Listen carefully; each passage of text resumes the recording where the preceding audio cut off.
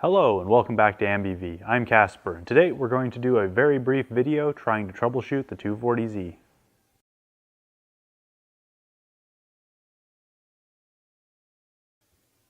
I emailed the shop about the results from the previous video and told them that the smoke had not cleared up, and their response was what I was already considering, which was simply letting the car run long enough to burn off anything that may be in the exhaust. So today we will go ahead and let the car idle for their suggested amount of time, at least 10 minutes, and see if the smoke seems to subside. I don't want to do anything outside of what they describe because this is a very expensive motor and I don't want them to blame me for whatever might go wrong. So let's go ahead and get the car idling and see if this makes any difference.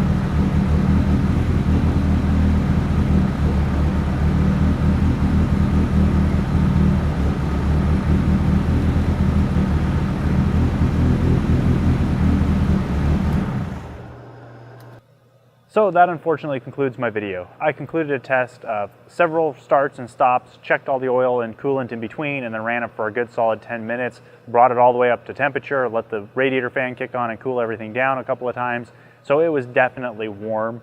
Unfortunately, the smoking got better but didn't cease. I will give this information to the shop and see what they want to do. I have a feeling I'm going to be making a trip back to Portland. As soon as I find out what the problem is, I'll make sure I post my results up here so that anybody else who has a similar problem can follow this saga and hopefully get their answer much quicker than I will. I'm sure this will get solved. I just have no idea what it is. So thank you all for watching this video, and I'll see you in the next one.